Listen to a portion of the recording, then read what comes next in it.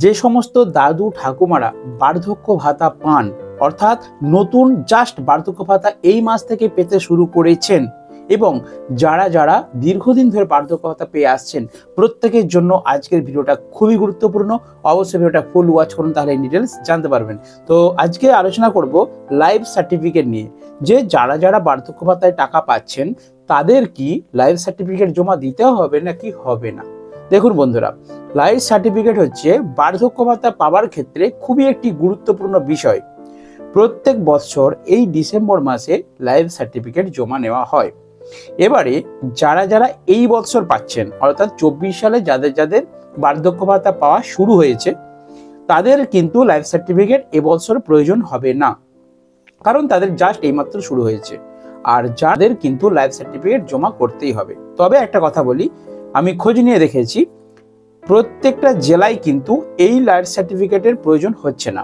অর্থাৎ হুগলি জেলা, মেদিনীপুর জেলা, পুরুলিয়া জেলা, বিশেষ কয়েকটি জেলাতে লাইফ সার্টিফিকেট প্রয়োজন হয়ে পড়ছে। অর্থাৎ মিউনিসিপ্যালিটি এবং পঞ্চায়েত থেকে লাইফ সার্টিফিকেট আপনাদের কিন্তু ডকুমেন্টসগুলো চেয়ে নেওয়া হচ্ছে।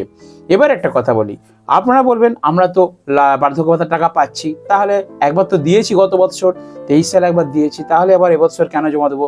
আমরা তো বার্ধক্য ভাতার টাকা পাচ্ছি অলরেডি।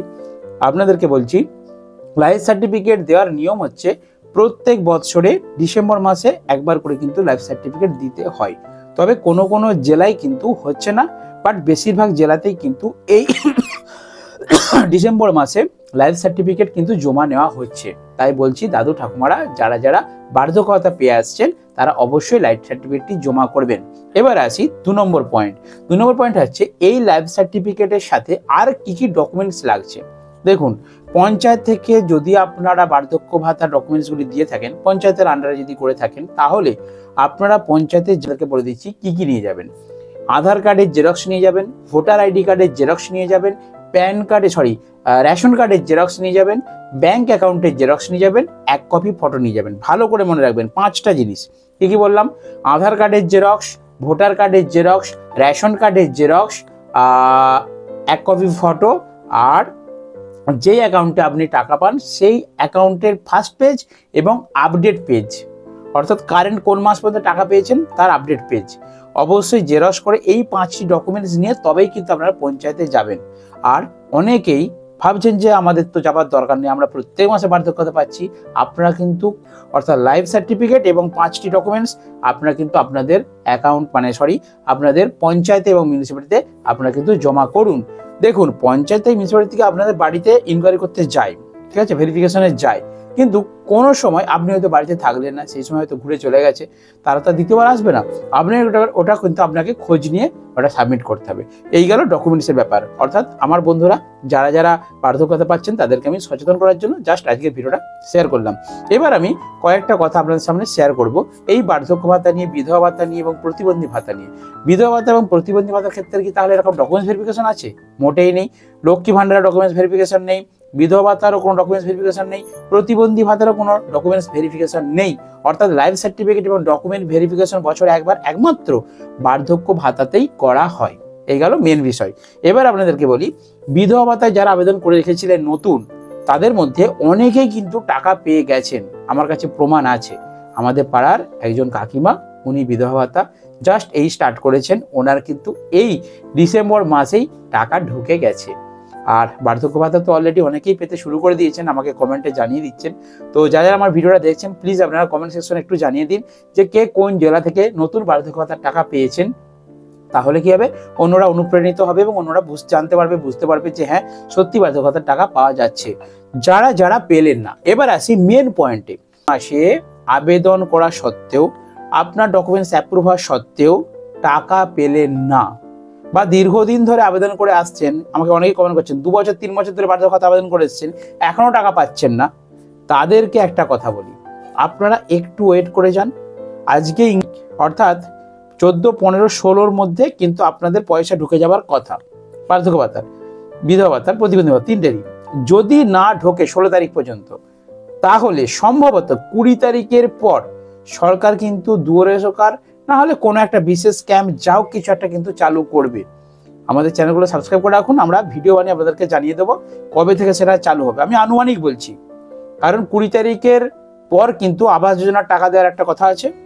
পাশাপাশি বিভিন্ন বিডিও অফিসের আন্ডারে, সমাজ কল্যাণ দপ্তরের আন্ডারে কিন্তু কোনো না কোনো ক্যাম্প কিন্তু চালু হবে। ডিসেম্বরের 20 তারিখের পরে কিন্তু হবার প্রবল সম্ভাবনা রয়েছে। আমি জানতে পারলে আপনাদেরকে ভিডিও বানিয়ে শেয়ার করব। এবং আপনারা যারা যারা পেলেন না টাকা, 15-16 তারিখের মধ্যে যাদের যাদের অ্যাকাউন্টে টাকা ঢুকলো না, তারা ধরে নিলেন যে তাদের আর টাকা ঢুকবে না, তাদেরকে কিন্তু কিছু একটা করতে হবে। মানে কি, কেন টাকা ঢুকবে না, কেন টাকা ঢুকলো না, এই বিষয়টা আপনারা ভাবুন।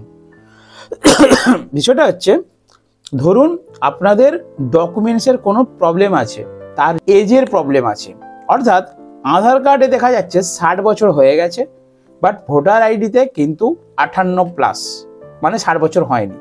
তাহলে তারা কি করে বার্ধক্য ভাতা পাবেন? অর্থাৎ যারা যারা ডকুমেন্টস দিয়েছেন, আপনাদের রিজেক্ট হওয়ার এটা হচ্ছে মূল কারণ, ডেট অফ বার্থ ম্যাচ করছে না। ভোটার কার্ডে দেখাচ্ছে 58 বছর, আধার কার্ডে দেখাচ্ছে 60 বছর। আপনি আধার কার্ড দেখেই 60 বছর হয়ে গেছে বলে জমা দিয়ে দিচ্ছেন, কিন্তু ভোটার কার্ডে যে কমানো আছে এটার জন্য আপনার অ্যাকাউন্টে কিন্তু বার্ধক্য ভাতার টাকাটি আসলো না এবং আপনার অ্যাকাউন্টটা অ্যাপ্রুভ হলো না, আপনার প্রকল্পটি চালু হলো না। তো আপনি কি করবেন? সেটা সঠিক যদি না ঢুকে থাকে, আপনার নিকটবর্তী আপনার অনলাইনে স্ট্যাটাস চেক করে বলে দেবে যে কি কারণে আপনারটা রিজেক্ট হয়েছে। ওকে।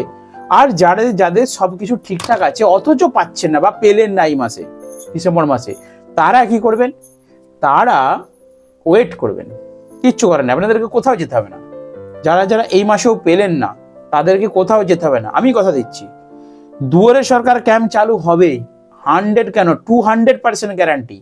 প্রত্যেক বছর দুয়ারে সরকার ক্যাম্প দুবার করে হয়, তো এবছরও অন্যথা হবে না, কারণ 26 ইলেকশন আছে।